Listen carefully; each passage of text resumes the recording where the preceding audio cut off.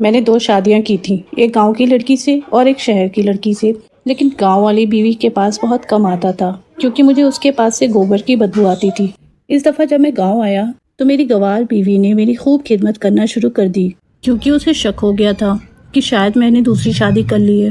یوں وہ بار بار میرے پاؤں دباتی اور رات کو میرے لیے ٹھنڈی لسی بنا کر لاتی جس کو پیتے ہی میں کمرے میں ہی سو جاتا۔ ایک روز گلا خراب ہوا تو لسی کو نہیں پیا۔ ابھی مجھے لیٹے تھوڑی دیر ہی گزری تھی کہ میرے سر پر آسمان ٹوٹ پڑا کیونکہ میری پینڈو بیوی میرے لیے لسی بنا کر لائی تو میں نے بڑے غصے سے کہا کہ تم یہ لسی میز پر رکھ کر باہر چلی جاؤ، کیونکہ مجھے اس کی موجودگی میں بڑی کوفت سی ہوتی تھی۔ وہ مسکرا کر بولی، اگر آپ کو میری موجودگی سے پریشانی ہوتی ہے تو کوئی بات نہیں، میں باہر صحن میں ہی سو جاؤں گی۔ امی جی کو بھی علم نہیں ہونے دوں گی کہ میں کمرے میں نہیں سوئی۔ میں صدف کا منہ تکتا رہ گیا۔ وہ تو ایسی نہیں تھی، میں جب بھی گاؤں آتا تو وہ میرے ارد گرد ایسے چکر لگاتی تھی جیسے تتلی پھول کے ارد گرد منڈراتی ہو۔ میں مسکرا کر بولا، نیکی اور پوچھ۔ مجھے یقین تھا کہ میری اس بات کو سن کر وہ وہیں پر رونے لگ جائے گی، مگر اس کے چہرے سے تو مسکراہٹ غائب ہی نہیں ہوئی۔ وہ اپنا تکیا اٹھا کر باہر چلی گئی۔ میں تو ابھی تک حیرت میں ہی ڈوبا ہوا تھا کہ آخر اس کو ہوا کیا ہے۔ خیر، میں نے کندھے اچکا دیے اور دل ہی دل میں سوچا کہ چلو اچھا ہی ہوا، گوبر کی بدبو سے جان تو چھوٹے گی۔ اور ایک سانس میں گھٹا پورا لسی کا جگ پی گیا تھا۔ ہم گاؤں کے رہائشی دنیا کے کسی بھی کونے میں چلے جائیں، اپنی دیسی خوراکوں کی محبت نہیں چھوڑتے۔ میں یوں تو زیادہ وقت شہر میں ہی گزارتا تھا، مگر جب بھی گاؤں آتا تو میری پہلی ترجیح لسی ہی ہوتی تھی۔ میں لسی پی کر لیٹ گیا اور اپنی زندگی کی محبت، اپنی دوسری بیوی میمونہ سے فون پر باتیں کرنے لگا۔ میمونہ کی وہی معصوم اور بچوں جیسی باتیں تھیں۔ اشفاق اپنی اس پینڈو بیوی سے خوب پیسے لے کر آنا، ہم یہاں پر ہوٹلنگ کریں گے، خوب شاپنگ کریں گے، تو میں ہنستا ہی چلا جاتا کہ ہاں ایسا ہی کروں گا۔ بات کرتے کرتے میں نہ جانے کب سو گیا، کچھ علم ہی نہیں ہوا۔ صبح آنکھ کھلی تو صدف میرے سامنے کھڑی تھی۔ میرا مزاج ایک دم سے خراب ہو گیا تھا کہ اب اس کی بیکار باتیں سننی پڑیں گی، مگر مجھے حیرت تب ہوئی جب وہ مجھے دیکھتے ہی کمرے سے باہر چلی گئی۔ میں اٹھ کر نہایا، کپڑے بدل کر کھیتوں کا چکر لگانے کے لیے بھی تیار ہو گیا تھا، مگر ابھی تک وہ کمرے میں واپس نہیں آئی تھی۔ میں نے آج سارے حساب کتاب اکٹھے کر کے امی کو جمع کروانے تھے، پھر میں نے شہر واپس چلے جانا تھا۔ میں کھیتوں کا چکر لگا رہا تھا جب ہمارا ایک ملازم بھاگتا ہوا میرے پاس آیا اور بولا، چودھری صاحب، میری بیوی گھر سے بھاگ گئی ہے، کچھ کریں۔ میں اس کی بات سن کر حیران رہ گیا اور بولا، یہ کیا کہہ رہے ہو؟ تمہاری بیوی کیوں بھاگ گئی؟ تمہاری تو محبت کی شادی ہوئی تھی نا؟ وہ رونے لگا اور بولا، چودھری صاحب، ہوئی تو محبت کی شادی تھی، مگر اب کچھ دنوں سے میری بیوی کے تیور بدل گئے تھے۔ رات بھر بہانے سے اٹھ کر باہر صحن میں چلی جاتی تھی۔ ایک روز میں نے اسے رنگے ہاتھوں پکڑ لیا، وہ صحن میں بیٹھی کسی لڑکے کے ساتھ باتیں کر رہی تھی۔ میں نے اسے پکڑ کر مارا تو میرے قدموں میں گر کر معافی مانگنے لگی کہ اگلی دفعہ ایسا نہیں کروں گی۔ پھر اس نے سچ میں میرے سامنے کوئی ایسی ویسی حرکت نہیں کی۔ رات میں بڑی گہری نیند سویا، صبح اٹھ کر دیکھا تو بیوی گھر میں ہی موجود نہیں تھی۔ ملازم کی باتیں سن کر نہ جانے میرے سامنے صدف کیوں کھڑی ہو گئی تھی، اس کے بھی تیور بدلے ہوئے تھے آج کل۔ خیر، میں نے سر جھٹک دیا اور کہا کہ فکر نہ کرو، شام تک تمہاری بیوی تمہارے پاس پہنچ جائے گی۔ میں نے اپنی 3-4 ملازموں کو آس پاس کے گاؤں میں بھیج دیا۔ شام تک دوسرے گاؤں سے ملازم کی بیوی مل گئی تھی۔ میں نے اس کے شوہر کی موجودگی میں اس سے پوچھا کہ تم نے انتہائی گھٹیا قدم کیوں اٹھایا؟ تو وہ بولی، چودھری صاحب، میرا شوہر مجھے وقت نہیں دیتا، میں جوان ہوں، حسین ہوں، میرا بھی جی چاہتا ہے کہ میرے حسن کو سراہا جائے، مگر اس کو تو اپنے کاموں سے ہی فرصت نہیں ملتی۔ ایسے میں مجھے محبت ملی تو اس کے ساتھ بھاگ گئی۔ اب میں اپنے شوہر سے طلاق لے کر اس سے شادی کرنا چاہتی ہوں۔ میں نے کہا کہ یہ تم لوگوں کا گھریلو مسئلہ ہے، جو صحیح لگتا ہے وہ کر لو۔ میں ان کو چھوڑ کر گھر چلا آیا۔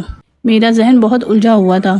میں زمینوں کے کاغذات لے کر اوپر چھت پر چلا گیا۔ میں کاغذات دیکھنے لگا تھا۔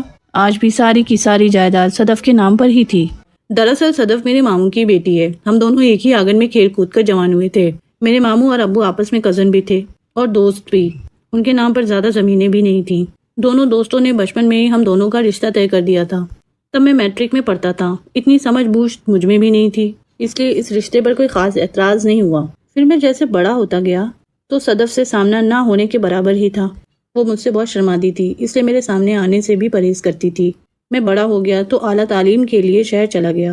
شہر کی دنیا تو بہت عجیب رنگ ڈھنگ لیے ہوئے تھی۔ مجھے شہر بہت پسند آ گیا، اس لیے میں بہت کم ہی گاؤں چکر لگایا کرتا تھا۔ یونیورسٹی میں میری دوستی کئی لڑکیوں سے بھی ہو گئی تھی۔ ایک روز امی کی کال آئی تو وہ بہت رو رہی تھیں۔ میں نے وجہ پوچھی تو بولی، تمہارے اکلوتے ماموں چل بسے ہیں، جلدی سے گاؤں واپس آ جاؤ۔ میں بہت گھبرا گیا تھا، جلدی سے گاڑی میں سوار ہوا اور واپسی کی راہ لے لی۔ میری اور ماموں کی بڑی دوستی تھی، وہ ہمیشہ ہر مشکل میں میرے کام آتے تھے۔ امی نے تو مجھے شہر جا کر تعلیم حاصل کرنے کی بھی اجازت نہیں دی تھی، یہ تو ماموں ہی تھے جنہوں نے امی کو سمجھا بجھا کر مجھے اجازت دلوا دی تھی۔ میرے دل پر غم کا پہاڑ ٹوٹ پڑا۔ جب گاؤں پہنچا تو مجھ پر اصل قیامت ٹوٹی تھی، جب مجھے بتایا گیا کہ صرف ماموں کا ہی نہیں انتقال ہوا، بلکہ ماموں، مومانی اور ابو ایک ہی گاڑی میں جا رہے تھے۔ ان کا ایکسیڈنٹ ہو گیا اور کوئی ایک بھی بچ نہیں پایا۔ میں تو صدمے سے پاگل ہی ہو گیا تھا۔ میری امی کی حالت بہت عجیب تھی۔ ہم پر وہ بہت مشکل وقت تھا۔ 2 مہینے میں نے گاؤں میں ہی گزارے تھے۔ صدف بھی ہمارے گھر آئی ہوئی تھی کیونکہ اس کا اپنا گھر تو اجڑ چکا تھا۔ تب میں نے صدف کو بہت غور سے دیکھا تھا۔ وہ تو بہت ہی سیدھی سادی تھی، بلکہ بے وقوفوں کی حد تک سیدھی تھی۔ چال چلن بھی اس کا پینڈوی تھا، گویا کہ میں بھی گاؤں کا ہی رہنے والا تھا، مگر میں صدف کی طرح بالکل بھی نہیں تھا۔ مجھے صدف سے گوبر کی بدبو بھی آتی تھی۔ یہ اور بات تھی کہ اس نے آج تک گوبر کو ہاتھ تک نہیں لگایا تھا۔ وہ تو بہت لاڈلی تھی اپنے والدین کی۔ جب امی اور صدف کا غم کچھ کم ہوا تو میں نے واپس شہر جانے کی راہ لی، کیونکہ میرے امتحانات بھی ہونے والے تھے۔ شہر جانے سے پہلے میں نے امی سے کہہ گیا تھا کہ آپ صدف کے لیے کوئی مناسب رشتہ دیکھ کر اس کی شادی کر دیں، کیونکہ وہ میرے جوڑ کی نہیں ہے۔ تو اب تو امی چپ کر گئیں، مگر جب میں امتحانات سے فارغ ہو کر واپس آیا تو امی نے میرے سامنے رو رو کر آنسو بہا دیے۔ وہ بولی، اشفاق، تم نے 3 لوگوں کی آخری خواہش ماننے سے انکار کیوں کر دیا ہے؟ تم یہ جان لو کہ تمہاری شادی صرف اور صرف صدف سے ہی ہوگی، نہیں تو تم میرا مرا ہوا منہ دیکھو گے۔ میں بے انتہا مجبور ہو گیا تھا، اس لیے مجھے یہ کڑوا گھونٹ پینا ہی پڑا تھا۔ شادی میری مرضی کے خلاف ہوئی تھی، اس لیے شادی کے پہلے دن سے ہی میں صدف کو جوتے کی نوک پر رکھنے لگا تھا۔ کچھ عرصے بعد ہی مجھے پتا چلا کہ صدف تو ماموں کی کروڑوں کی جائیداد کی مالکن ہے۔ اب اس جائیداد کی دیکھ بھال بھی مجھ پر آن پڑی تھی۔ مجھے بہت غصہ آتا تھا، لیکن میں نے بھی اپنے لیے راہ تلاش کر لی تھی۔ ہوا یوں تھا کہ میں نے ساری زمینیں وغیرہ ملازمین کے سپرد کر دی تھی۔ میں ہر مہینے آ کر رجسٹر دیکھ لیتا اور باقی کا حساب کتاب امی کے ہاتھ میں دے جاتا، خود پیسے بٹور کر شہر لے جاتا۔ میں نے شہر میں اپنے لیے ایک جاب تلاش کر لی تھی۔ میں نے جب یہ جاب کے متعلق امی کو بتایا تو انہوں نے اپنا ماتھا پیٹ لیا تھا۔ وہ بولی، یہ تم کیا کہہ رہے ہو اشفاق؟ یہاں تم کروڑوں کی زمین چھوڑ کر ملازمت کرتے ہوئے پھرو گے؟ میں بولا، امی، دراصل بات یہ ہے کہ میں صدف سے شادی نہیں کرنا چاہتا تھا۔ مجھے نہیں پسند وہ، اسے نہ تو پہننے کا ڈنگ ہے اور نہ ہی اٹھنے بیٹھنے کا۔ مجھے ڈر ہے اگر میں مستقل طور پر یہاں رہا تو صدف کو اس رشتے سے آزاد کر دوں گا۔ امی کی آنکھوں میں آنسو آ گئے تھے، مگر وہ خاموش رہیں۔ انہوں نے مجھ سے مزید کوئی بات نہیں کی تھی، کوئی سوال نہیں کیا تھا۔ انہوں نے اپنے اکلوتے بیٹی کی قربانی دے کر بھائی کی بیٹی کی خوشیاں بچا لی تھیں۔ شہر میں خوب اچھی زندگی بسر کر رہا تھا۔ صدف کی زمینوں سے کافی آمد ہو جاتی تھی، وہ میں شہر میں اڑا دیتا۔ میں جہاں آفس میں ملازمت کرتا تھا وہاں پر ایک نئی لڑکی جاب کے لیے آئی تھی۔ اس کا نام میمونہ تھا۔ اس کی جاندار شخصیت دیکھ کر میں اس کے عشق میں مبتلا ہو چکا تھا۔ مجھے اس جیسی ہی با اعتماد اور سرفری لڑکیاں پسند تھیں۔ کچھ ہی دنوں میں ہماری بہت گہری دوستی ہو گئی۔ میمونہ کافی بے باک تھی، وہ صدف جیسی ڈرپوک نہیں تھی۔ میں میمونہ کے عشق میں گرفتار ہو گیا۔ اس سے شادی کے متعلق پوچھا تو اس نے فوراً ہاں کہہ دی۔ میمونہ سے شادی کر کے میری زندگی میں بہت سکون آ گیا۔ میں نے شادی کا گھر میں کسی کو نہیں بتایا۔ میں اپنی سوچوں میں مگن تھا کہ میمونہ کی یاد ستانے لگی۔ میں نے جلدی سے موبائل نکالا اور اسے کال کرنے لگا۔ بیل تو جا رہی تھی مگر اس نے فون نہیں اٹھایا۔ مجھے اس کی فکر ہونے لگی۔ شام بھی ہونے لگی۔ میں جلدی سے نیچے آیا اور سب حساب کتاب امی کو دے کر شہر جانے کے لیے اجازت مانگنے لگا۔ امی پریشان ہو گئیں۔ وہ بولی، بیٹا صبح چلے جانا تم، ابھی اندھیرا پھیل گیا ہے، مجھے تمہاری فکر ستا رہی ہے۔ صدف بولی، امی جانے دینا، ان کے 100 کام شہر میں پھنسے ہوں گے، پھر دیر سویر تو ہوتی ہی رہتی ہے۔ میں صدف کو دیکھتا ہی رہ گیا۔ اس وقت تو مجھے میمونہ کی فکر تھی، اس لیے شہر چلا آیا، لیکن میں نے سوچ لیا تھا کہ میں صدف کے پرزے کاٹ کر ہی رہوں گا۔ میں رات دیر سے گھر پہنچا، دروازے پر کھڑا بیل پر بیل بجاتا رہا مگر کسی نے دروازہ نہیں کھولا۔ یوں ہی مجھے کھڑے کھڑے 10 سے 15 منٹ ہو گئے۔ تبھی کہیں جا کر میمونہ نے دروازہ کھولا تھا۔ وہ بالکل فریش دکھائی دے رہی تھی، خوبصورت لال لباس پہنے ہوئے، چہرے پر میک اپ کیے ہوئے، بہت ہی خوبصورت انداز میں میرے روبرو کھڑی تھی۔ میں بولا، میمونہ تمہاری حالت دیکھ کر تو نہیں لگتا کہ تم سو رہی تھی، پھر مجھے اتنی دیر انتظار کیوں کروایا؟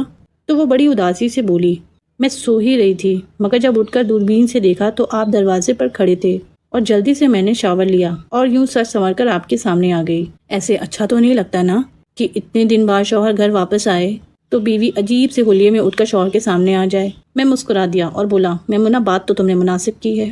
میمونہ ایسی ہی تھی، اس کی صحبت میں سب کچھ بھول جاتا، ہر گلا شکوہ۔ میمونہ نے مجھ سے شاپنگ کی فرمائش کر دی تھی۔ وہ مہنگی چیزوں کی شوقین تھی۔ میری تنخواہ تو اتنی نہیں تھی کہ اس میں میمونہ کے شوق پورے کر سکوں، اس لیے اب میں صدف کی زمین کا لالچ بھی کرنے لگا تھا۔ اگر اس نے مجھے چھوڑ کر کسی اور سے شادی کر لی تو ساری جائیداد اس کے شوہر کے پاس چلی جائے گی اور میں خالی ہاتھ رہ جاؤں گا۔ مجھے شہر میں بھی رہ کر صدف کے عجیب رویے کا خیال آتا رہا۔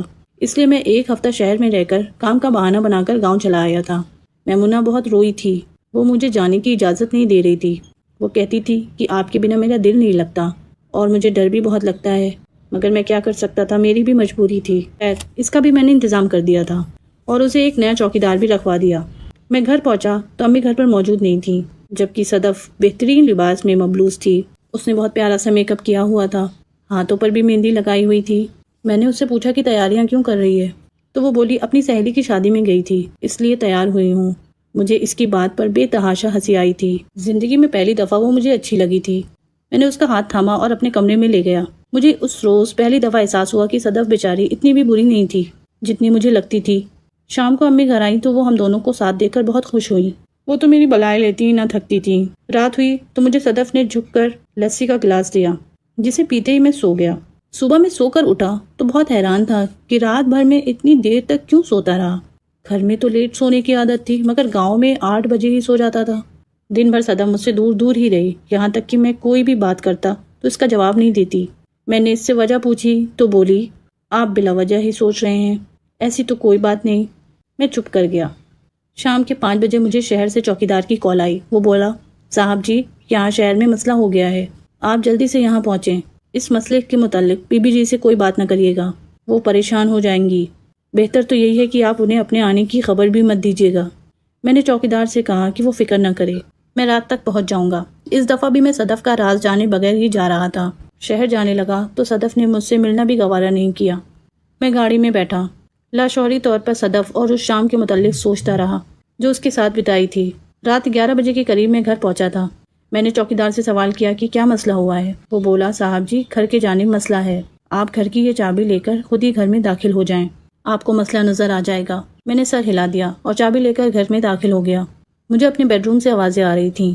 دل ڈوبنے لگا کہ اس ٹائم میرے گھر میں کون آیا ہوا ہے۔ میں جیسے ہی آگے بڑھا تو یہ دیکھ کر میرے پیروں تلے سے زمین نکل گئی کہ میمونہ ایک لڑکے کے ساتھ انتہائی بے تکلفی کے ساتھ بیٹھ کر گپ شپ لگا رہے تھے۔ جیسے ہی ان دونوں کی نظر مجھ پر پڑی تو وہ گھبرا گئے۔ میں ابھی تک بے یقینی کی حالت میں تھا۔ وہ لڑکا ہوشیار نکلا، اس نے میری اس حالت کا فائدہ اٹھایا اور میرے پہلو سے نکل کر بھاگ گیا۔ میں آگے بڑھ کر میمونہ کے منہ پر تھپڑ مارا اور بولا یہ کون تھا؟ میمونہ رونے لگی اور بولی وہ میرا بھائی تھا، ڈر لگ رہا تھا اس لیے اس کو بلا لیا۔ اتنے میں چوکیدار کی آواز آئی۔ وہ بولا صاحب جی، یہ لڑکا آپ کے جانے کے بعد ہی ادھر ہی رہتا تھا، میں اس کو پکڑ لایا ہوں۔ میں نے مار مار کر لڑکے کی درگت بنا دی تھی۔ تب میمونہ رو رو کر مجھ سے اس لڑکے کی زندگی کی بھیک مانگنے لگی۔ وہ بولی اشفاق، یہ لڑکا میری پہلی اور آخری محبت ہے، ہم دونوں بچپن سے ہی ایک دوسرے کو چاہتے تھے، مگر ہم نے یہ طے کر لیا تھا کہ جب تک ہم کچھ بن نہیں جاتے شادی نہیں کریں گے۔ میں نے آفس میں جاب کرنی شروع کر دی۔ وہاں جا کر مجھے پتا چلا کہ ایک امیر ترین چودھری میرے عشق میں مبتلا ہے۔ جب آپ نے شادی کے متعلق پوچھا تو میں نے ہاں کہہ دیا تھا، کیونکہ اس شادی سے مجھے اور عمران کو بہت فائدہ پہنچنے والا تھا۔ میں آپ کی ساری جائیداد ہتھیانا چاہتی تھی، اس لیے میں آپ کے ساتھ محبت کا ڈرامہ کرنے لگی۔ میں نے میمونہ کے منہ پر تھپڑ مارا۔ وہ بولی اب آپ کو میری سچائی کا علم ہو ہی چکا ہے تو مجھے طلاق دے کر آزاد کر دیں۔ میں بولا نہیں میمونہ بی بی، کبھی بھی نہیں، تم نے مجھے دھوکہ دیا ہے، اس کی سزا تو تمہیں مل کر ہی رہے گی۔ اب تم اس گھر میں قید رہو گی، نہ تمہیں اپناؤں گا اور نہ ہی چھوڑوں گا۔ تم میری نہیں ہوئی تو کسی کی بھی نہیں ہونے دوں گا۔ میں اسے وہیں چھوڑ کر خود گاؤں واپس چلا گیا۔ میں صبح سویرے گاؤں واپس پہنچا تو امی بہت پریشان ہوئی۔ وہ بولی بیٹا کیا بات ہے جو تمہیں نہ تو شہر میں سکون ملتا ہے اور نہ گاؤں میں؟ میں چپ ہی رہا۔ مجھے دیکھ کر صدف کو ذرا بھی خوشی نہیں ہوئی۔ میں اپنی ایک بیوی سے دھوکہ کھا چکا تھا، دوسری پر بھروسہ نہیں کر سکتا تھا، اس لیے میں نے اس کے معاملات پر گہری نظر رکھنا شروع کر دی۔ اسے اپنے پاس بلاتا تو وہ کام کا بہانہ بنا کر اٹھ جاتی۔ ایک دوپہر جب میں سو کر اٹھا تو گھر کو خالی پایا۔ ملازمہ سے صدف کے متعلق پوچھا تو اس نے بتایا کہ وہ چھت پر گئی ہے۔ میں چھت پر آ گیا کہ وہ دوپہر کے اس وقت چھت پر کیا کر رہی ہے، اس لیے میں دبے قدموں سے سیڑھیاں چڑھنے لگا۔ میں چھت پر چڑھا تو صدف اور امی کو ساتھ ساتھ بیٹھے پایا۔ امی اسے پوچھ رہی تھی کہ صدف تم اشفاق سے دور دور کیوں بھاگتی پھرتی ہو، تمہاری مرضی نہیں تھی کیا اس شادی میں؟ وہ رونے لگی اور بولی امی، جب سے ہوش سنبھالا ہے خود کو اشفاق سے محبت کرتے ہوئے پایا ہے۔ وہ بھی اچھا تھا مگر تب تک جب تک شہر نہیں گیا تھا۔ جب سے وہ شہر گیا ہے خود کو کوئی بہت اعلیٰ مخلوق سمجھنے لگا ہے۔ شادی کے بعد میں نے اشفاق کو اپنی جانب راغب کرنے کی ہر ممکن کوشش کی تھی، مگر وہ مجھ سے دور بھاگتا گیا، یہاں تک کہ اس کے پیچھے بھاگتے بھاگتے میں نے خود کو بہت پیچھے چھوڑ دیا تھا۔ مجھے لگنے لگا تھا کہ میں تو بالکل ہی بیکار ہوں، مجھے مر ہی جانا چاہیے۔ مگر پھر میں نے سوچا کہ اشفاق کے اس رویے کے پیچھے کیا وجہ ہے۔ میں نے پتہ کروایا تو پتہ چلا کہ اس نے شہر میں تو دوسری شادی کر رکھی ہے۔ اس روز میں نے خود کو بہت بے بس محسوس کیا. میں آپ سے چھپ کر بہت روئی تھی. اس روز میں نے سوچ لیا تھا کہ اشفاق کے سامنے آنے سے گریز کروں گی. میں اپنے دل کی محبت کو چھپا کر رکھوں گی مگر ان سے پیار کی بھیک نہیں مانگوں گی. اس لیے میں اب ان سے دور دور رہنے لگی ہوں. امی کی بے یقینی سی آواز آئی تھی. صدف، ایسا کیسے ہو سکتا ہے کہ میرا بیٹا مجھ سے چھپ کر دوسری شادی کر لے؟ تب میں آگے بڑھا اور بولا، امی یہ سچ کہہ رہی ہے. میں نے آپ سب سے چھپ کر اپنی پسند کی شہر میں پڑھی لکھی لڑکی سے شادی کر لی تھی. مگر آپ کو علم ہے کہ جب میں گاؤں واپس آ جاتا تھا تو وہ میرے پیچھے سے اپنے عاشق کو گھر بلایا کرتی تھی. مجھے اس بات کا کبھی علم ہی نہیں ہوتا. اگر میں نے نیا چوکیدار نہ رکھا ہوتا. میں اسے رنگے ہاتھوں پکڑ کر آیا ہوں. وہ اب طلاق مانگ رہی تھی مگر میں نے اسے گھر میں قید کر دیا. مجھ سے بے وفائی کرنے والے کا یہی انجام ہونا چاہیے. امی بولیں، بیٹا جو تم نے اس معصوم بچی کے ساتھ بے وفائی کی اس کا کیا؟ میں رونے لگا اور صدف کے سامنے ہاتھ جوڑ دیے اور بولا، تم تو بہت اچھی ہو. میرا اپنا ہی دماغ خراب ہو گیا تھا جو میں تم سے نفرت کرتا تھا. تم مجھے معاف کر دو. میں تمہیں زندگی کی تمام خوشیاں دینا چاہتا ہوں. وہ بولی، میں آپ کو معاف تو کر دوں گی مگر میری بھی ایک شرط ہے. میں بولا، ایک نہیں 100 شرطیں بتاؤ. میمونہ کو طلاق دے کر ہمیشہ ہمیشہ کے لیے اپنی زندگی سے نکال دیں اور مجھ سے وعدہ کریں کہ آج کے بعد کسی لڑکی کی طرف نظر اٹھا کر بھی نہیں دیکھیں گے. میں نے اس سے وعدہ کر لیا. میمونہ کو طلاق دے کر آزاد کر دیا. میں نے اپنی زندگی کو ماں کے سائے کے نیچے گزارنے کا فیصلہ کر لیا. ناظرین، آپ کو ہماری آج کی کہانی کیسی لگی؟ کمنٹ باکس میں اپنی قیمتی رائے کا اظہار ضرور کیجیے گا. اور اگر آپ کو کہانی اچھی لگی ہو تو زیادہ سے زیادہ لائک کریں، شیئر کریں اور سبسکرائب کرنا مت بھولیں. اللہ حافظ.